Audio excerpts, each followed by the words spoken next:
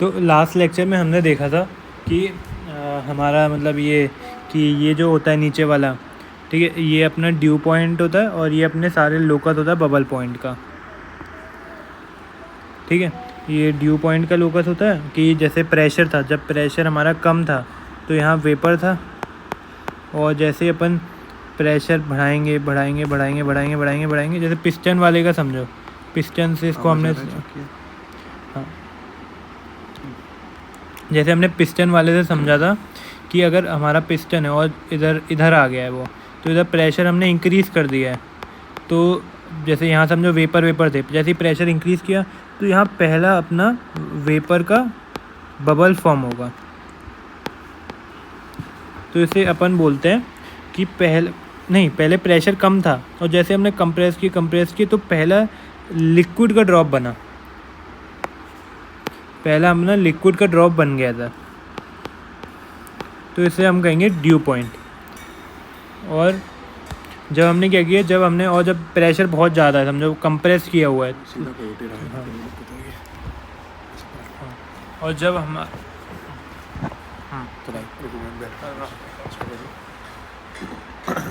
और जब हमारा प्रेशर है वो बहुत ज़्यादा है तो यहाँ पे लिक्विड है, तो जैसे ये प्रेशर बहुत ज़्यादा है तो लिक्विड है, और जैसे ही हम प्रेशर को कम करेंगे तो यहाँ पहला बबल अपीयर होगा, इसे हम बोलते हैं बबल पॉइंट कर्व।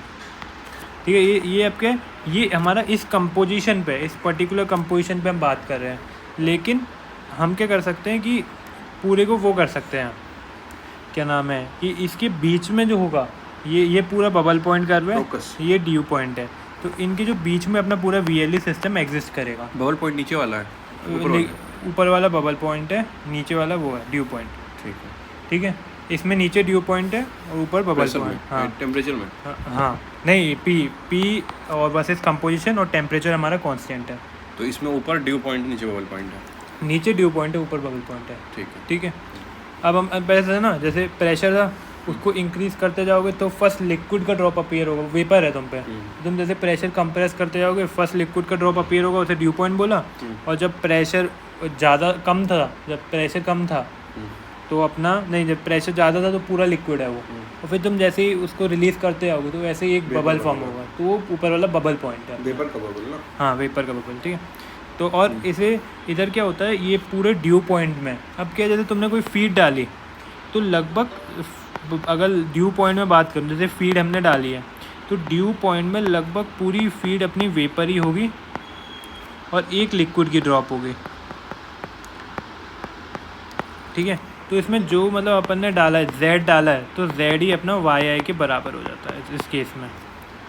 ठीक है, अब ऐसे ही अपना टेम्परेचर के लिए अपन ने देखा था पिछली क्लास में कि टेम्परेचर जब कम होगा, तो टेम्परेचर जब कम है तो ये लिक्विड है, टेम्परेचर कम है लिक्विड, और जैसे ही हम टेम्परेचर को इंक्रीज़ कर रहे हैं पहला इधर वेपर अपीयर हुआ है, तो ये कहते हैं बबल पॉइंट कर्व। और ऐसे है ऊपर अपना जो टेम्परेचर है, ठीक है, ऊपर जो टेम्परेचर ज़्यादा है और टेम्परेचर ज़्यादा है तो इधर पूरा वेपर होगा, और वेपर को जैसे जैसे हम डिक्रीज़ करते जाएंगे इधर पहला लिक्विड का ड्रॉप अपीयर होगा, इसे बोलते हैं due point curve.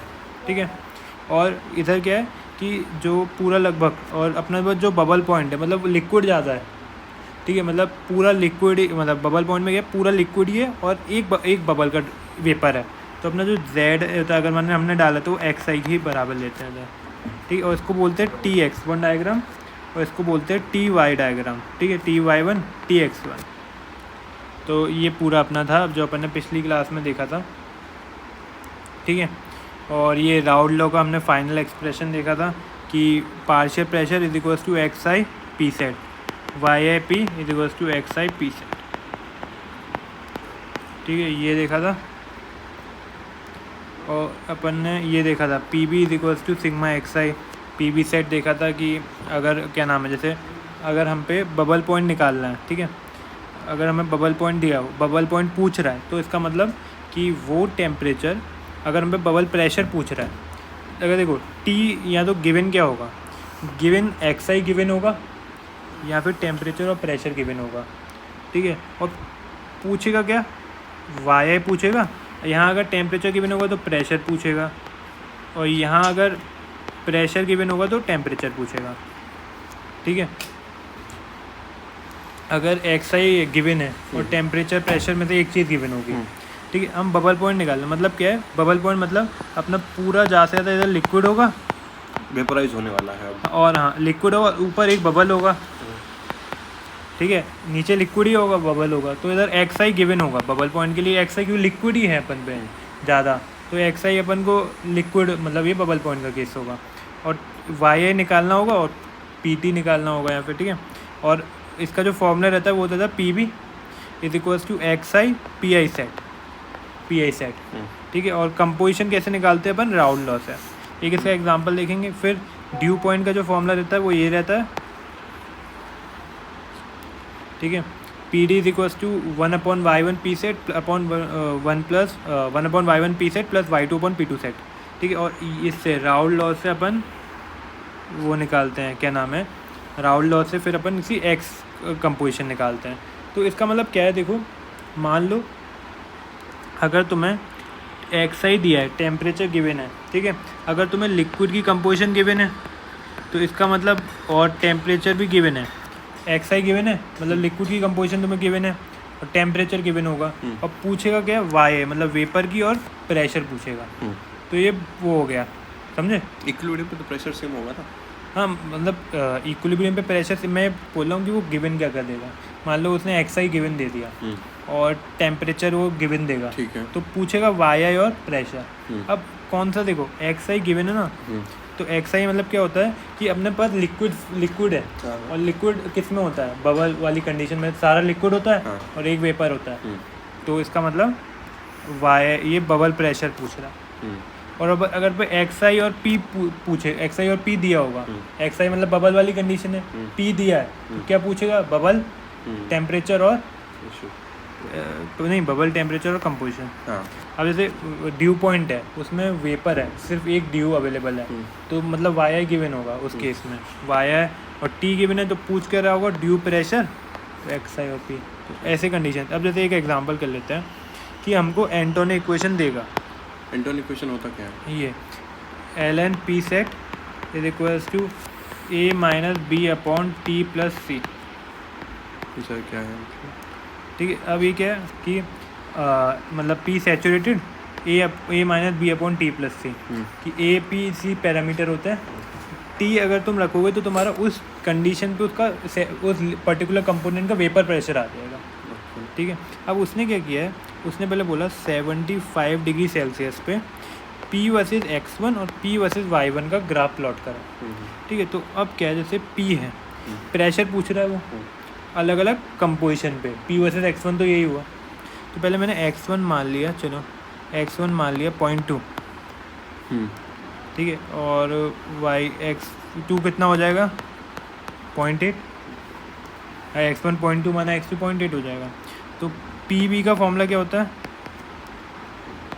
Sigma x I P आई,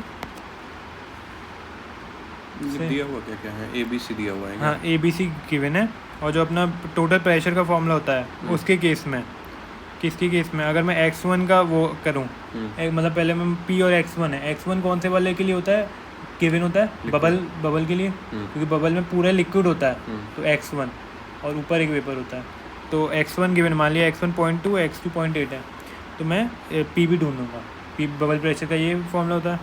तो अब पी आई सेट कहाँ से आएगा, अब देखो तुम्हें टेम्परेचर गिवन है, तुम्हें टेम्परेचर गिवन होगा, अब टेम्परेचर को तुम यहाँ पुट करोगे तो तुम्हारा P1 और P2 सेट आ जाएगा उस टेम्परेचर का, तो तुम्हें P1 पता चल गया, P1 सेट और P2 सेट पता चल गया, तो तुम P भी निकाल सकते हो, और x1 पता है 0.2 इंटू जो यहाँ से आएगा प्लस 0.8, P1 सेट का कौन सा फॉर्मूला है?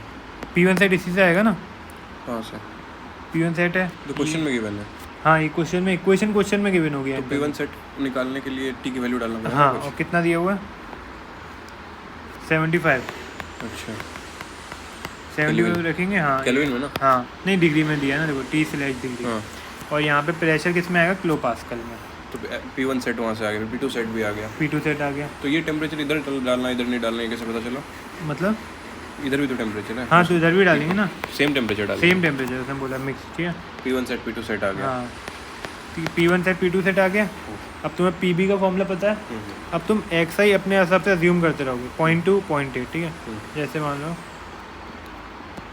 अपने हिसाब से क्यों एज्यूम करना है? क्योंकि तुम्हें ग्राफ बनाना ना, उसने कोई कंपोजिशन अपनी तरफ से नहीं दी, उसने P वर्सेस X1 ग्राफ बनाना। तो तुम क्या करोगे, देखो X है, तुमने 0.2 लिया, 0.4 लिया, 0.6 लिया, 0.8 लिया, 1 लिया। तो अब देखो तुम इसमें पुट करोगे 0.1 0.2 0.8 0.4 0.6, ये तो यही सेम ही रहेगा। तो ऐसे ऐसे अलग अलग टोटल प्रेशर निकालते रहोगे अलग अलग कंपोजिशन पे, ठीक है। और तुम्हारा ग्राफ ऐसा कुछ बन जाएगा, यहाँ प्लॉट करोगे। अब जैसे मान लो ये 1 है, X1 1 ले लिया, तो ये कितना हो जाएगा 0। तो सिर्फ PB किसके बराबर हो जाएगा, P2 सेट। P1 अगर X1 1 के बराबर है तो, अच्छा। और क्योंकि X2 0 हो जाएगा, और जो PB है वो P1 सेट के बराबर हो जाएगा। तो यहाँ जो P1 सेट है और P2 सेट वही अपन को मार्क करना है, जो दोनों के एंड पॉइंट्स पर, ठीक है। अब क्या है कि Y1 निकालना है। अब राउल्ड लॉ होता क्या है, राउल्ड लॉ का फॉर्मूला होता है Y1P is equals to P0 sat into XI, YIP P0 into XI। तो तुम्हें ये पता है XI भी तुम्हें पता है, तुमने मानो 0.2 लिया हुआ है, अज्यूम किया हुआ उस केस के लिए। P पता है, तुमने P भी निकाला सिग्मा वाले फॉर्मूले से, ये भी पता चल गया। और तुम्हें क्या आ जाएगा, YI। तो यहाँ से YI आ जाएगा, वो कितना आएगा PB, YI क्या आएगा P set into XI upon P। तो इससे Y आ जाएगा अलग अलग केसेस के लिए। तो अपन को पूरा ये प्लॉट कर देना है, ये करीब ऐसा आएगा, ठीक है। Y वर्सेस P, फिर Y वर्सेस P प्लॉट करेंगे अपन, तो अपना ये पूरा ग्राफ आएगा। पहले X वर्सेस P किया, फिर Y के कॉरस्पॉन्डिंग किया, और लगभग ऐसा अपना ये कर्व आ जाएगा, ठीक है। अब अपन ऐसे ही अपन को क्या करना है, अब हम नेक्स्ट उसमें देखेंगे टेम्परेचर का कैसे प्लॉट करना है अपन को।